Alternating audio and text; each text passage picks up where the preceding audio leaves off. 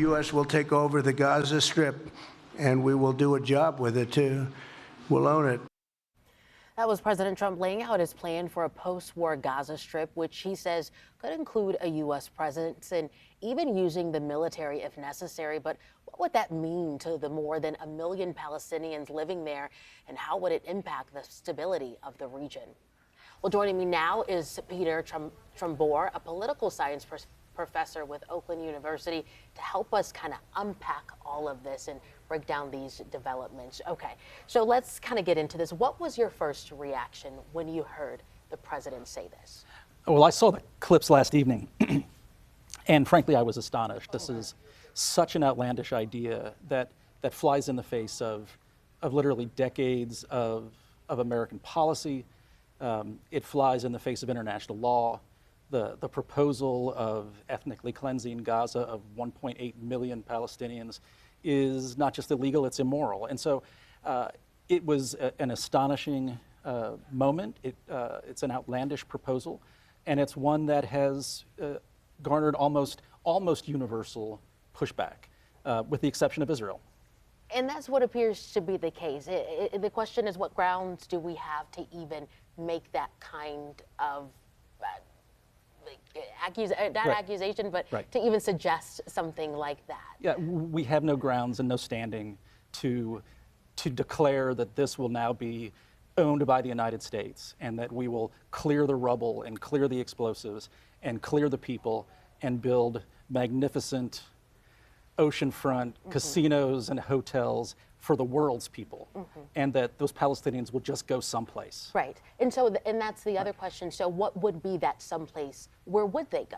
Well, what Trump has said is that Jordan and Egypt will take them. And what Jordan and Egypt have said is absolutely not, we will not take them. Jordan already houses about 2 million Palestinians, many of whom now have Jordanian citizenship.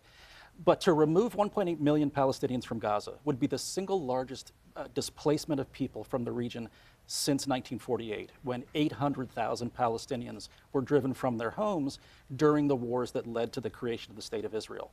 So this is something that would be monumental in scale, that would have to take place at gunpoint. And I don't know if your viewers are all that interested in seeing American soldiers forcing Palestinian civilians to flee their homes at gunpoint. So this is, it's such an outlandish idea that I find it hard to believe that the president is serious. At the same time, I've also come to the conclusion that we should really take Trump at his word, that when he says these outlandish things, I think he actually believes them.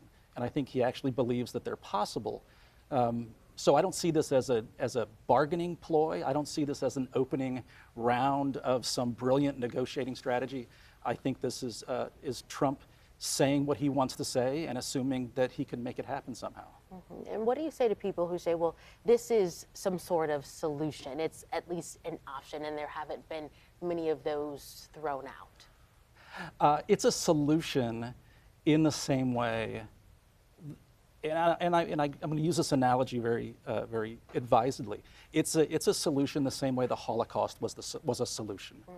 We are talking about what would be a violent expulsion of almost 2 million people from homes they've been forced to live in. I'm not saying Gaza is a paradise, far from it. And the people of Gaza have been unable to leave. They have essentially lived in an open air prison camp for their lives and their parents and grandparents. So this is not a solution. A solution would be embracing what the United States had embraced for much of the last 40 years, and that is the idea of a two-state solution in which Israel and Palestine both coexist peacefully in lands that they share. That's a solution.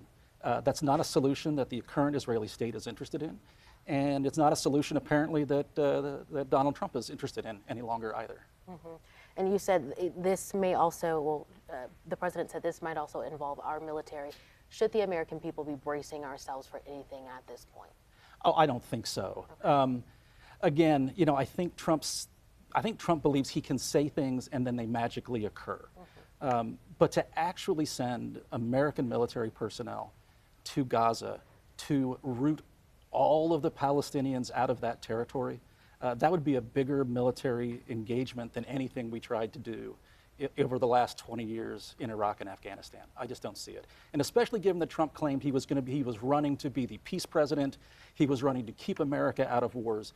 This idea that now we're going to send a massive number of U.S. troops into the most volatile part of the Middle East, and somehow that could occur without bloodshed, without chaos, without uniting the region, with the exception of Israel, against us, that's just a fantasy. Well, Professor Trumbore, thank you so much for your perspective and your time. Thank you.